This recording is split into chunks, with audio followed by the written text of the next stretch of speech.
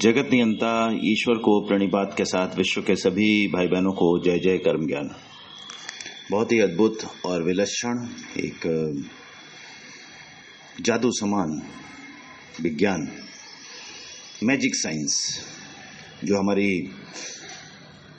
संतुष्टि, शांति, प्रसन्नता, आनंद, सफलता, जीत, इन सब का विज्ञान। इसको इसीलिए वैसे पहले कर्मयोग था, इसीलिए कर्मयोग से नाम इसका कर्म ज्ञान रखा। क्योंकि योग शब्द सुन के जो साधारण जन है वो बहुत ज्यादा ऐसा लगता है कि नहीं, हमें योगी नहीं बनना। अभी तो संसार शुरू ही नहीं किया, योगी अभी से बन जाए। तो इसलिए योगी से इसका नाम कर्म ज्ञान रखा। कारण और कुछ नहीं, धीरे धीरे करके जैसे चेंज आता है और लगता है कि हाँ, जो बात आपके जीवन के लिए जरूरी है। मैं तो कहता हूं कि आज के बच्चे को अगर पहले स्टार्टिंग से ही जैसे ABCD सिखाते हैं, ऐसे कर्म ज्ञान की भी ABCD सिखाएं। जो अभी इस बार 4 अल्फाबेट तो सिखाए गए थे। कई बार जब शुरू में बच्चा नर्सरी में जाता तो खाली उसको पूरे साल में ABCD 4 अल्फाबेट। ऐसे ही बच्चे को अगर हम A से बताएं कि देखो कर्म ज्ञान अनुसार A से क्या है, छोटे बच्चे, तुम्हारे पास जो है उसको स्वीकार करना। स्वीकार मतलब तुम कुछ मांगने की डिमांड करो, हमारे पास होगा। बच्चे पेरेंट्स ऐसे कहेंगे, हमने देने की कैपेसिटी होगी तो हम दे सकेंगे। हम हर चीज का एक बजट होता है, ऐसा समझाने की इससे खरीदा जाता है, कितने हैं हमारे पास। ऐसा तुम्हें जो कुछ मिला है, कैसा दूसरे के घर में क्या क्या है, हमारे घर में क्या नहीं है, वो मत सोचो। जो अपने को मिला है वो हमारे कर्मों के अनुसार मिला है। कर्म एक तरह की चीज होती है जो भले हम लोग करके आए हैं, उसके कारण हम लोग यहाँ पे मिले हैं। अरे छोटे बच्चे को भी अगर इस तरह समझाओगे ना, बच्चे के अंदर निराशा नाम की चीज जन्म ही नहीं ले सकती। कभी वो डिप्रेशन, हताशा, अप्रसन्नता या सुसाइड की तरफ जा ही नहीं सकता। उसको मालूम है उसको कुछ नहीं मिलेगा। आज के बच्चे क्यों टूट जाते हैं? उनको ये मालूम ही नहीं होता कि ये हमको नहीं मिला तो हमने तो बहुत मेहनत की थी। वो अपनी मेहनत गिनते हैं। अभी आज के समय में आप सोचो कि अगर प्योन की भी परीक्षा होती तो 10 लाख लोग उसमें बैठते हैं और सीटें कितनी होती हैं? मात्र 1000। अभी 10 लाख लोग बैठे हैं प्योन की परीक्षा में, चपरासी की परीक्षा, क्लास 4 की परीक्षा। अभी 10 लाख लोग बैठे हैं, उसमें 1000 सेलेक्ट होने हैं तो कितनों ने मेहनत करी होगी? कम से कम अगर जैसे जो फालतू ऐसे ही करते हैं उनको छोड़ दो तो कम से कम 1 लाख लोगों ने तो मेहनत की होगी, अच्छे से की होगी। लेकिन उस 1 लाख में से भी कोई 1000 सेलेक्ट होंगे। सोचो परसेंटेज आप। लाइफ में हर जगह ऐसे ही कंपटीशन, हर जगह है। ट्रैफिक में देखते हो निकलने का कंपटीशन, ट्रेन में देखते हो सीट का कंपटीशन, कहीं एडमिशन का देखते हो तो सेलेक्ट होने का कंपटीशन, कोई बिजनेस करते हो तो ऊपर उठने का कंपटीशन। हर जगह एक सिद्धांत है बहुत पहले से, प्रकृति का नियम है। जिसके अंदर काबिलियत होगी वो आगे बढ़ेगा। कर्म ज्ञान इसी चीज को सिखाता है। आप अपनी काबिलियत को विकसित करो, अपनी काबिलियत को बढ़ाओ, इनहेंस करो उसको। ऐसे उसी तरह से बैठे रहोगे तो नहीं फर्क पड़ेगा। अभी पेड़ काटना है तो कुल्हाड़ी पे धार करके काटो। एक पेड़ काटने पर हम तो करें कि एक पेड़ काटा उसे फिर धार कर लो। अभी आप जितना शार्प रखोगे चीज उतनी तेज कटेगी। ऐसे ही खुद को भी सशक्त रखना, खुद को ऊर्जा युक्त रखना, एनर्जी युक्त रखना। मतलब सुबह से उठे हो भी क्या पता क्या मतलब सिचुएशन किसी भी समय आ जाए, तो आपको शुरू से सुबह से ऊर्जा युक्त रहना चाहिए ना। एनर्जी कैसे? ठीक समझ से और योग अभ्यास। ये जो कर्म ज्ञान के 4 नियम का जो टॉपिक चल रहा है, ये खाली मेरा पर्पस ये है कि पूरी चीज प्रैक्टिकल में आनी चाहिए। जब तक आप प्रैक्टिकल में नहीं अपनाओगे ना, तो थ्योरेटिकल में नाम याद कर लेने से उसका कोई एडवांटेज नहीं है। अगर हम इंग्लिश को फ्लो में नहीं बोले और कोई पूछे आपसे कि आपको इंग्लिश आती है? हाँ, A for Apple, B for ball आता है ना। और इंग्लिश में बोलना, सेंटेंस बनाना है, पढ़ना तो कुछ नहीं आ रहा। ये एक जस्ट एग्जाम्पल है। मैथ्स में बोले हाँ आता है, गिनती आती, टेबल आता है। अच्छा, मल्टीप्लिकेशन आता है? मल्टीप्लिकेशन हाँ आता है, कॉन्सेप्ट आता है, करके दिखाओ तो टेबल एग्जैक्ट वैसे उतनी फास्ट आती नहीं। यहां लाइफ में हर एक चीज इंप्लीमेंट करनी इमीडिएट। कई बार तो सेकंड के 100वें भाग से भी तेज हमारा रिएक्शन होना चाहिए। अभी आप गाड़ी चला रहे हो, अचानक देखा एक कोई तेज गाड़ी फर्राटे से आपकी तरफ आ रही है, डिसबैलेंस होके उसका नींद लगी कुछ भी, अब कितना फ्रैक्शन ऑफ सेकंड्स में है कि आपको गाड़ी वो ऐसे आ रही तो आपको ऐसे काटनी है और ब्रेक भी मारनी है, कहीं ऐसा ना हो दूसरे से जाके लगे। मतलब your reaction should be so fast. अभी आज के समय में आए दिन अभी ब्रिज पे काम चलता रहता। कल की ही न्यूज में था कि गोंडल ब्रिज जो राजकोट में बन रहा, ऊपर से क्रेन गिर गई नीचे और किसी की कार के पिछवाड़े पे गिर गई। तो वो जो डैमेज हुआ तो अच्छा हुआ, कोई मरा नहीं। तो आपको हर चीज को देखना है कि हाँ ऊपर से कुछ गिर रहा, फटाक से गाड़ी की स्पीड तेज करो कि हमारी निकल जाएगा हमसे। तो ये जो आंखें हैं लगभग बस बहुत पीछे नहीं देख पाती हैं। मेढक होता था उसकी आंख ऊपर होती थी, वो चारों तरफ देखता है। अपन ने चूंकि घूमने की ताकत बहुत फास्ट दी है इसलिए हम पीछे नहीं देख पाते, लेकिन हमारा 3 तरफ तो बिल्कुल फर्स्ट क्लास दिखता है और पीछे का सेंस कर लेते हैं।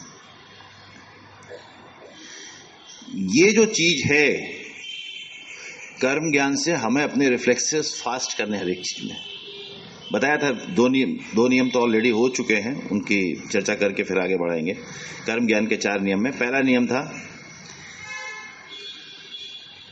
कि फल कर्म के अनुसार है, इच्छा अनुसार नहीं है। बहुत इंपॉर्टेंट पॉइंट है ये, इस पॉइंट को समझते ही नहीं बेसिकली। ये जो इस पॉइंट का जिक्र उसमें भी होगा जब कर्मण्यवाधिकारस्ते मां फलेषु कदाचन, अभी इसके बाद ही इसी सीक्वेंस में श्लोक समझाया जाएगा जो बहुत इंपॉर्टेंट, ब्रह्मांड का बेस्ट कर्म ज्ञान में पूरा ज्ञान उस श्लोक के अंदर ही समाहित किया हुआ श्लोक है, एक ही श्लोक में। तो अगर तुम ये चीज समझने में कामयाब रहे कि फल कर्म के अनुसार है, इच्छा अनुसार नहीं है, यानी इच्छा आपको करनी है लेकिन जैसा कर्म किया होगा वैसा फल आएगा, तो तुम फल आने के समय विचलित कहां हो गया? पहले ये बात सोचो ना। पहले इस चीज की इंपॉर्टेंस समझने वाली है कि तुम फल आने के समय विचलित क्यों हो गए जब फल कर्म के अनुसार आया है। ये चीज ऑलरेडी बता चुके हैं और अभी आगे जो श्लोक आएगा उसमें और डिटेल में समझाई जाएगी। कर्मण्यवाधिकारस्ते मां फलेषु कदाचन, जब श्लोक की चर्चा अगली बार से मतलब संडे को शुरू होगी। दूसरा पॉइंट है,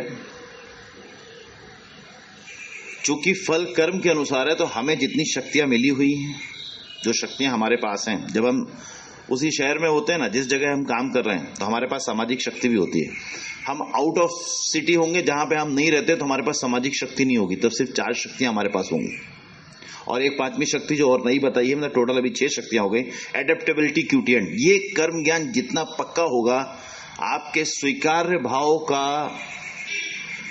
या आपकी स्वीकार्यता, एडेप्टेबिलिटी क्यूटिएंट, आप कितनी जल्दी किसी परिस्थिति को स्वीकार करते हो।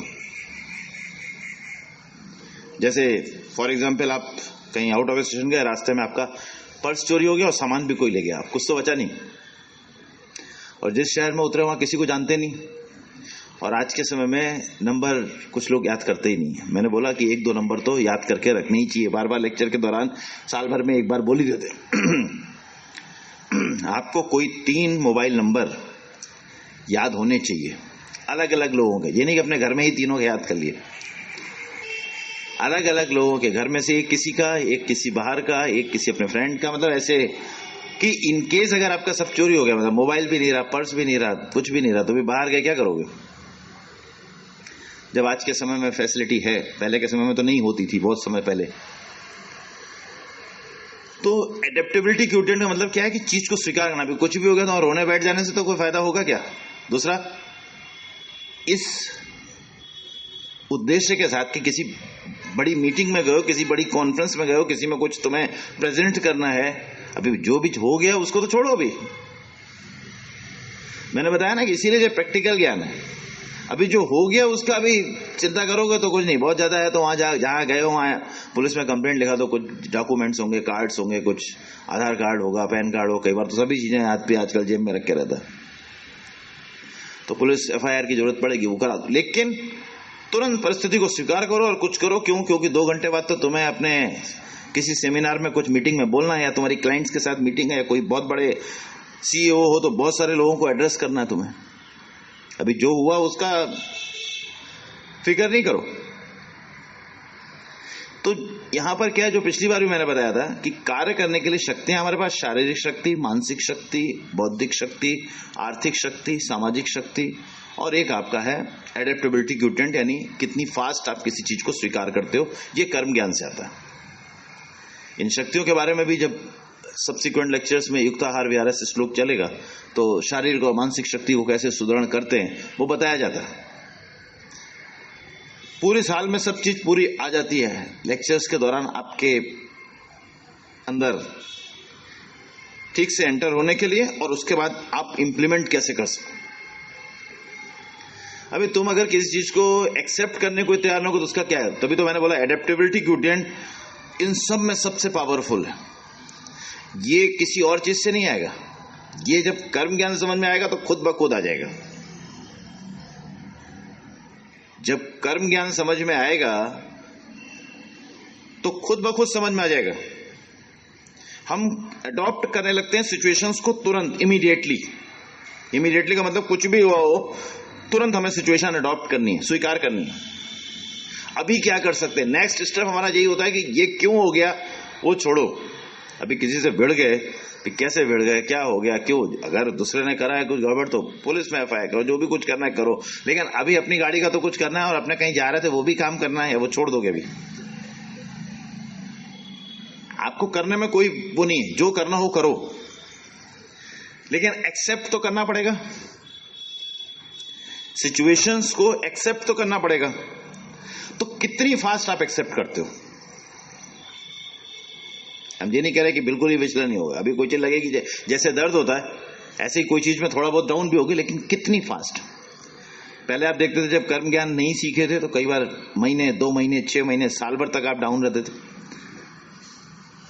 किसी नियर एंड डियर की डेथ हो जाए, कोई बिजनेस में नुकसान हो जाए, एग्जाम में फेल हो जाए, कोई और अपयश की बात हो जाए, कीर्ति की बात हो जाए। लेकिन अभी कर्म ज्ञान समझने के बाद आप देखोगे कि जो साल भर डाउन रहते थे किसी बड़ी से बड़ी चीज में, अब बहुत ज्यादा है तो एक दिन, बस दूसरे दिन तो रात गई तो बात गई। इतना इफेक्ट तो आ गया। मतलब ये उसका एग्जाम्पल। जब बहुत अच्छा इफेक्ट आ जाएगा तो आप 1 मिनट, बहुत होगा 8-10 सेकेंड, बस उससे ज्यादा नहीं रहोगे। This is called adaptability quotient. क्योंकि नई चीजें इसीलिए इसको बताई, जो पुराने लेक्चर्स में है भी नहीं। जो लोग पुराने हैं वो आगे नई चीजें तो एक बार में पूरे साल में सिलेबस चलता है, कई बार नहीं भी समझ में आता तो अगले साल फिर चलता है। लेकिन जितना मजबूत होते जाओगे, मजबूत होने का मतलब क्या है। एग्जाम्पल, अगर आप कहीं से निकल रहे हो, जैसे फैक्ट्री से माल निकलता है तो बराबर है या नहीं है उसकी क्वालिटी, कैसे क्वालिटी एश्योरेंस जैसे होता है, वैसे ही तुम अगर कर्म ज्ञान से ओतप्रोत हो तो तुम्हारे अंदर क्या चीज ऐसी दिखाएगी। तुम किसी भी परिस्थिति में विचलित ना हो के सफलताओं के लिए लगातार झंडे गाड़ते रहो, लगातार अग्रसर रहोगे, विचलित किसी चीज में नहीं होगे। ये तुम्हारी पहचान। लाइफ को कैसे, जैसे लोगों से पूछो ना, अगर जो कर्म ज्ञान में नहीं आते उनसे पूछो कि लाइफ कैसी चल रही है, आप किसी से पूछना क्या है, बताएं, बस कट रही है, बहुत लाइफ में परेशानियां बहुत है, ऐसे बोलेंगे। लेकिन अगर जो कर्म ज्ञान समझा हुआ है उससे आप बात करोगे ना, कभी भी किसी, मतलब ऐसा नहीं कि यहाँ पे कहीं पे भी जो समझा हुआ है, आप पूछोगे लाइफ, अरे कितनी मजे की लाइफ चले, फर्स्ट क्लास, हर समय मस्त ही मस्त है, बिल्कुल मजा आ रहा है, जिंदगी इतनी सुंदर है कि कुछ पूछो मत। ये दोनों में जमीन आसमान का अंतर होगा। आपको लगेगा अरे ये दोनों के जवाब में इतना अंतर कैसे। ये इतना अंतर ज्ञान से डेवलप हुआ है, कर्म ज्ञान से। जैसे जैसे हम उसको समझते गए अपने आप डेवलप होता। तो नियम नंबर 3 बता रहे हैं कि जो कुछ है वो सिर्फ और सिर्फ वर्तमान है। ये सबसे इंपॉर्टेंट पॉइंट है इसका। फिर से कर्म ज्ञान का जो 4 नियम है उसका, और वैसे भी ये हर जगह पॉइंट आएगा, कर्म ज्ञान में हर जगह पॉइंट आएगा। जो वर्तमान में है बस वही समय आपका है।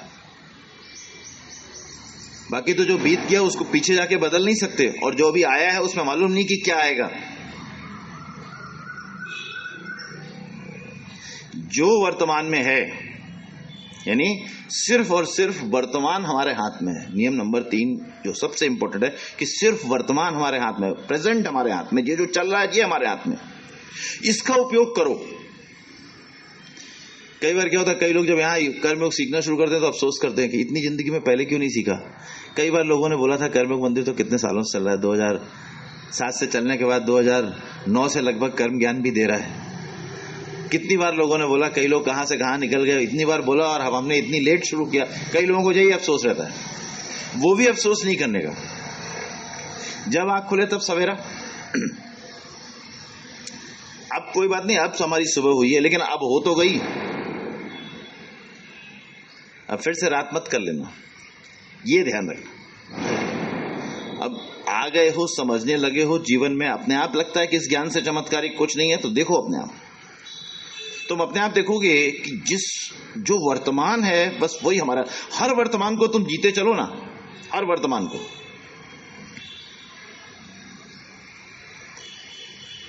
और हर वर्तमान में, हर प्रेजेंट में जो तुम बेस्ट कर सकते हो वो करते चलो ना, तो अपने आप देखोगे कि जब ये जो प्रेजेंट है पास्ट बनेगा, आपको उसके लिए पछताना नहीं पड़ेगा।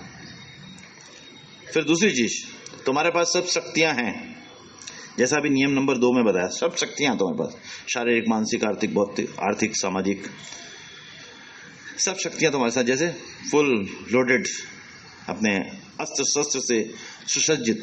कर्म ज्ञान शस्त्र भी है और शास्त्र भी। जब सब शक्तियां तुम्हारे पास हैं, तुम भविष्य की चिंता क्यों रहेगी। जंगल में जाते हैं, वहां फॉरेस्ट डिपार्टमेंट वाले रोज ही घूमते रहते हैं, वो कहीं डरते हैं क्या, शेर आ जाएगा, कोई आ जाएगा। उनके पास पूरे अस्त्र शस्त्र हैं। टैकल करने का भी तरीका है, नहीं टैकल होगा तो गन। अभी आर्मी में जो लोग हैं बॉर्डर पे करते हैं, कभी भी फायरिंग होने लगती, कुछ होती, डरने का क्या, जो जैसा सिचुएशन आएगी। अभी बोलो ऊपर से कोई मिसाइलें आने लगे तो आने लगेंगी, तो देखा जाएगा उनको भी। मिसाइलों को भी तो उड़ाने का तरीका है, उनको डिस्ट्रॉय कर दो रास्ते में। ये जो प्रेजेंट बता रहे हैं, अब ये हर प्रेजेंट में तुम अपना काम कर रहे हो, तो ना तो पास्ट का पश्चाताप होगा। देखो, पश्चाताप हमेशा पास्ट का होता है, कभी भविष्य का नहीं होता पश्चाताप, और ना वर्तमान का होता है, क्योंकि वर्तमान में ही तो हम अपने समय को फिर बर्बाद कर रहे हैं पश्चाताप करके। अभी आज की तारीख में भी कई लोग अभी 50 साल के हो गए, उनके बच्चे अभी इंजीनियर, डॉक्टर बनने वाले हैं। वो अपने आप सोचते हैं हम डॉक्टर नहीं बन पाए, काश पेरेंट्स ने थोड़ा और हमें समय दिया होता, काश थोड़ी हमने हिम्मत दिखाई होती, अपने माता पिता से कह दिया होता। कई लोगों को तो मतलब जो पुरानी चीजें हैं वो किसी भी उम्र में, अभी जो समय निकल गया उसको आप कुछ कर सकते हो क्या। बार बार अगर उस चीज को सोचोगे, नेगेटिव चीज को सोचोगे, तो एनर्जी डाउन होगी, आपके कार्य करने की शक्ति कम होगी। और अगर वही पॉजिटिव सोचोगे, अभी जैसे अगर किसी ने सोचो कि कॉलेज में हम गोल्ड मेडल जीते थे, तो तुरंत एक थोड़ा एलिवेशन होगा, नहीं तो हम आज भी कर सकते हैं, कोई भी काम कर सकते हैं। This is a positive thing. Positive thing will आपके अंदर एक उत्साह का संचार करेगी, जिससे उस वर्तमान के कार्य और अच्छे होंगे। लेकिन यहां पे देखो, फिर तुम्हारे दिमाग में यही आएगा कि सोच के हमारे हाथ में होती है, हमारे हाथ से तो सोच चलती नहीं है, वो तो अपने आप चालू हो जाती है। वो बात बराबर है, कई विचारों पे अपना जोर नहीं चलता, विचार अपने आप आने लगते हैं। लेकिन जब विचार आया उसके बाद तो हमारा जोर चलता है कि इसको नहीं रखना है। वे हमारे घर कोई मेहमान आया तो मेहमान तो हमारे हाथ में नहीं, कोई भी आ सकता है। अब उसका स्वागत सत्कार कैसे करना वो तो हमें पता है ना। समझे नहीं समझे, आपसे बहुत प्रिय मेहमान होगा, आपका बहुत खास होगा, आप अच्छे से बुलाओगे, सब चीजें उसके लिए लगाओगे, और नहीं प्रिय होगा तो अच्छा बैठो, कैसे आना हुआ, थोड़ा मुंह महसूस की। वैसी विचार का है, खराब विचार है, फिर आ गया तुम, कहा नाम मत आया करो, बिना बात के टाइम वेस्ट हो, पीछे में क्या कर सकते हो उसमें। How you tackle your thoughts, this is the way. जो एक सिंपल उदाहरण से, बाहर के उदाहरणों से भी आपको समझाने की कोशिश। विचारों पे हमारा कंट्रोल नहीं है, लेकिन विचारों की गुणवत्ता बदलने पर हमारा कंट्रोल है।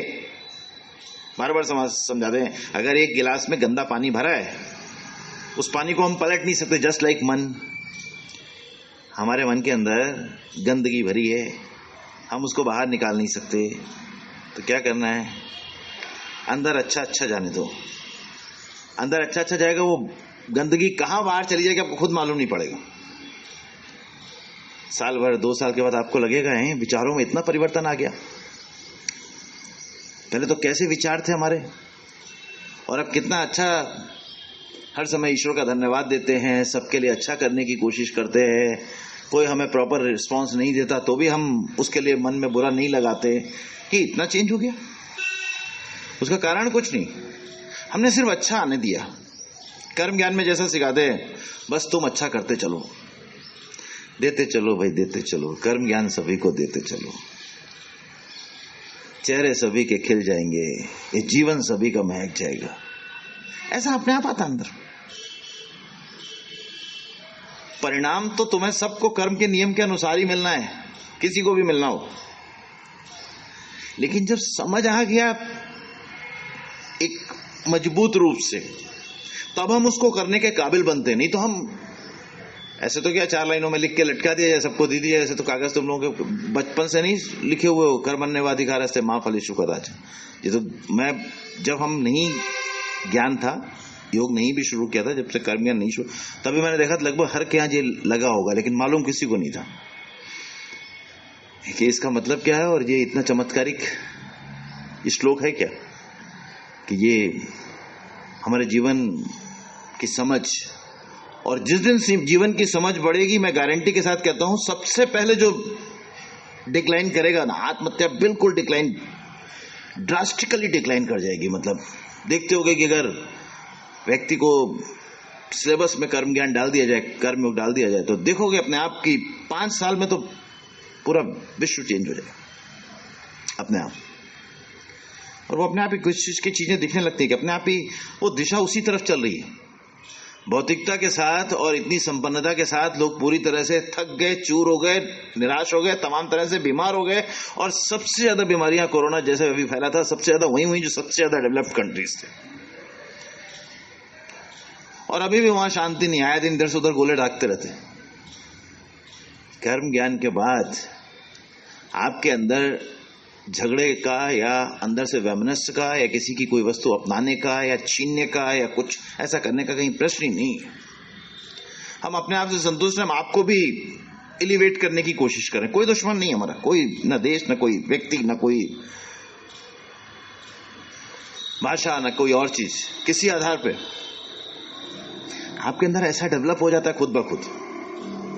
तो ये जो तुम वर्तमान का उपयोग करते हो, ये सबसे इंपॉर्टेंट है कर्म ज्ञान में। कर्मसु कौशलम में भी इंपॉर्टेंट है। आगे जब कर्मयोग की परिभाषाएं आएंगी, अगर तुम प्रेजेंट में रह के काम नहीं कर पा रहे तो तुम्हारे कार्य की कुशलता वो ऑप्टिमम लेवल पे नहीं पहुंचेगी जितनी पहुंचानी है।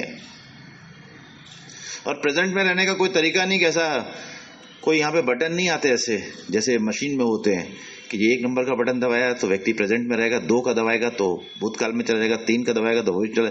ऐसा नहीं होता कुछ, अंदर कोई बटन नहीं है। अंदर हमें अपने आप को खुद बार बार के अभ्यास से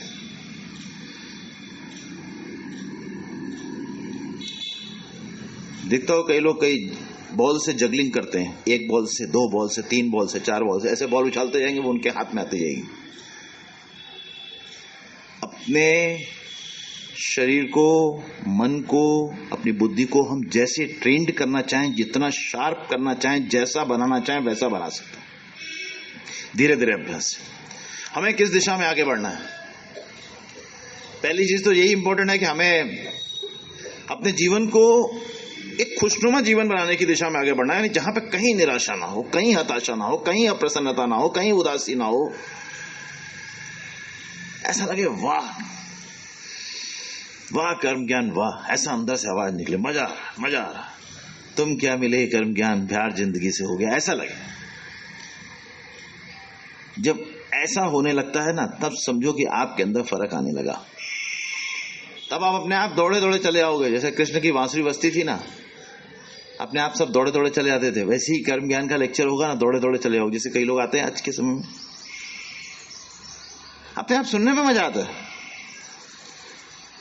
अभी मनीष द्वारिकादास जी हैं, मनीष हैं, ये लोग को सब आता है लगभग, लेकिन ये दोनों को देख के बड़ा अच्छा लगता है। क्यों? क्योंकि सब आने के बाद भी रेगुलर आते हैं, अच्छी प्रकार से इस चीजों को समझ लिया है। अभी राजेश भाई कारिया देखो कितना कितना तपस्या करके। वो तो आप लोगों का एग्जाम्पल के लिए आते हैं, मतलब कि जब हम आ सकते हैं तुम क्यों नहीं, कि आने में इतना टाइम। ये जीवन को जैसे समझ लेते हो ना, ऐसे ही काफी लोग आगे समझने की उसमें है, जो पूरी तरह से हम समझने के बाद भी वो उस फेज में इतना मजा आ रहा होता ना, जैसे अपने को बोलने में मजा आ रहा वैसे तुम्हें सुनने में मजा आ रहा होता।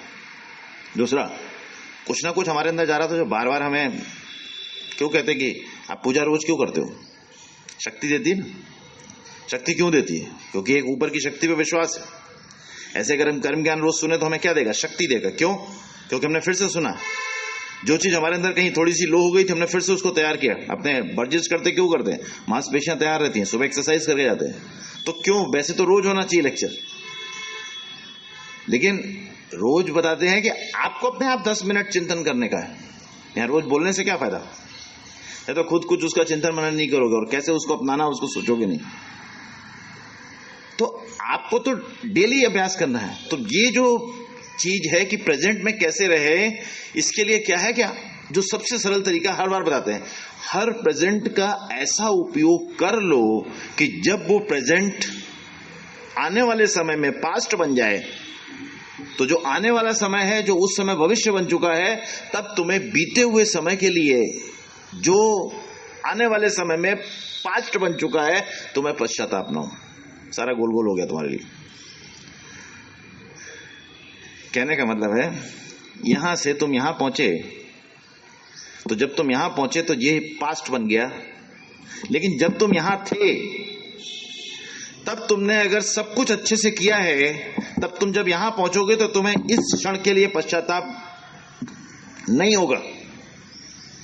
लेकिन तुम जब यहां थे तो तुमने कुछ नहीं किया, जानते हुए भी नहीं किया, आलस में नहीं किया, मालूम था तब भी दिमाग नहीं लगाया उतना। कौन उठे? अभी गैस खुली है या बंद है, दिमाग में आया भी लेकिन उठे नहीं। दिमाग में आया, थोड़ी देर में जलने की बू आई तो भागे, तो पश्चाताप होगा। लो, दिमाग में आया भी था कि गैस खुली है बंद, तो फिर तब भी नहीं उठ के देखने गए, अब पश्चाताप होगा। पूरी सब्जी जल गई। गैस का नुकसान हुआ, तेल का नुकसान हुआ, सब्जी का नुकसान हुआ, घर में धुआं फैल गया, 4 घर में लोग हैं, बोलेंगे क्या करती रहती हो, स्मेल आएगी, 4-5 सब्जी फिर से बनानी पड़ेगी।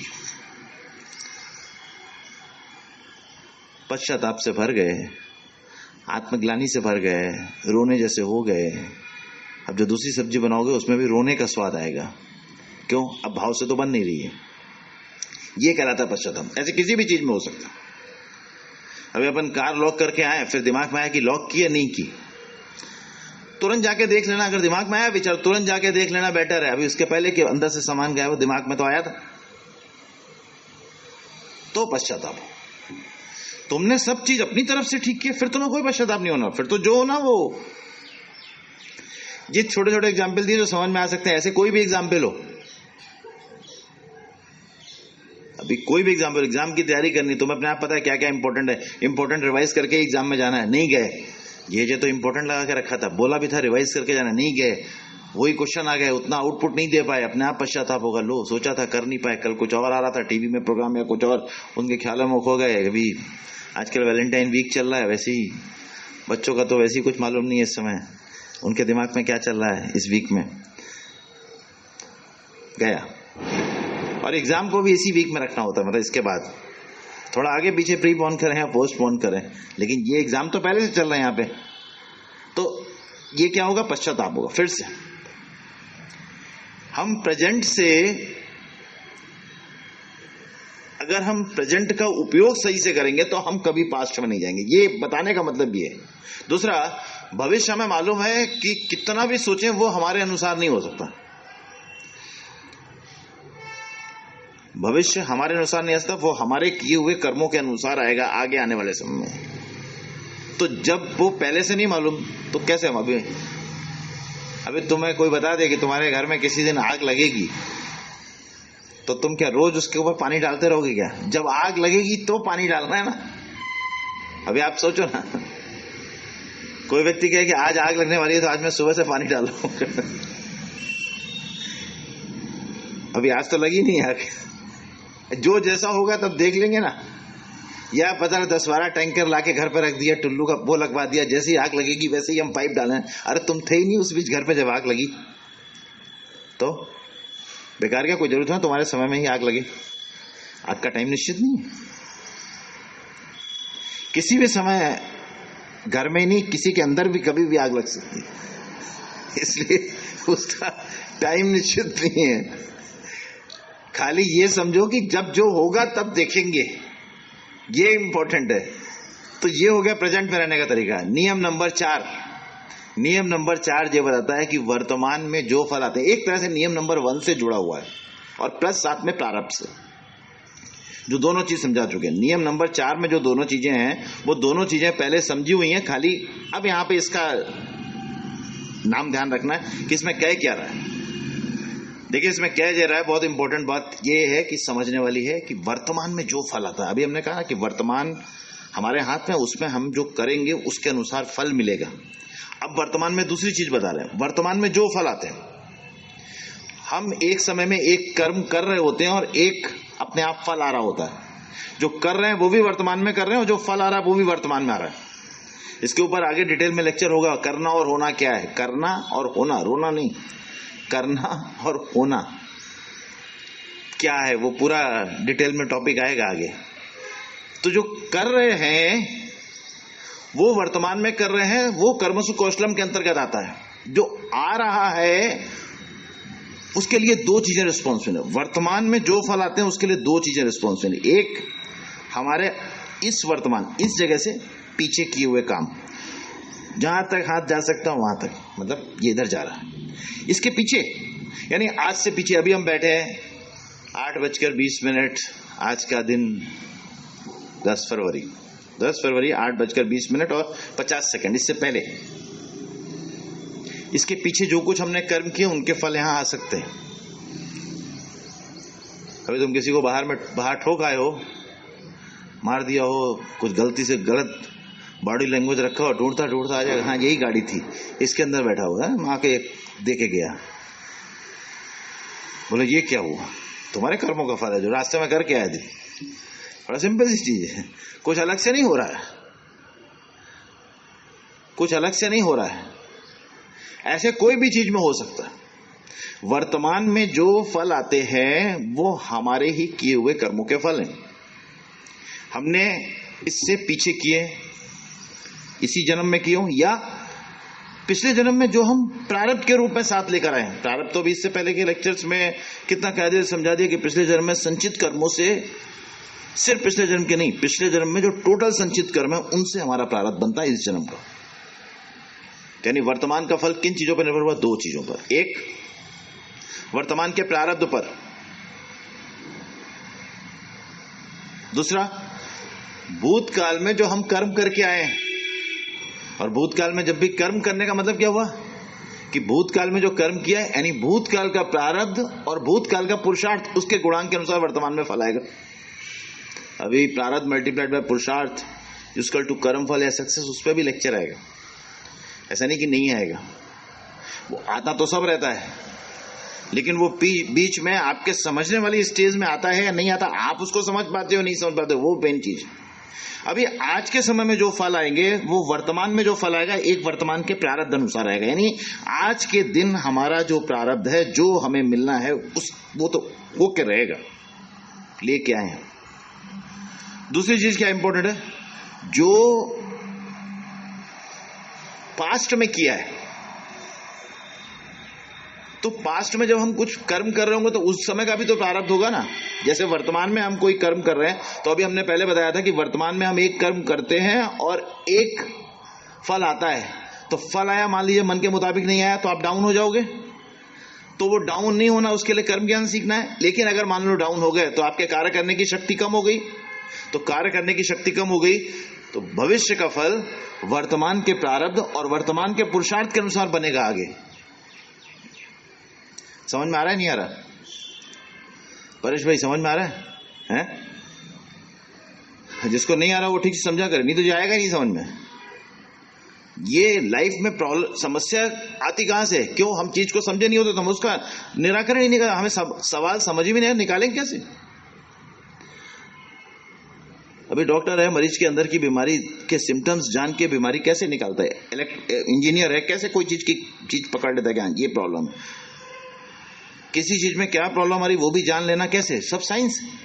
तो वैसे ही ये अपने जीवन का विज्ञान। तो जो नियम नंबर 4 कहता है कि वर्तमान के फल उस पर निर्भर करते हैं कि जो आज फल आ रहा है वो या तो प्रारब्ध अनुसार है या हमने भूतकाल में इसी जन्म में जो कर्म किया है उसके अनुसार। क्लियर हुआ? तो ये थे चारों नियम जिनको समझाने की कोशिश की गई। अब संडे को जब लेक्चर शुरू करेंगे तो कर्मण्यवाधिकारस्ते, जो बहुत ही इंपॉर्टेंट और महत्वपूर्ण चमत्कारिक श्लोक है, उसको तो समझने के लिए कई बार पूरा जन्म निकल जाता है, जो उसके चारों खंड हैं।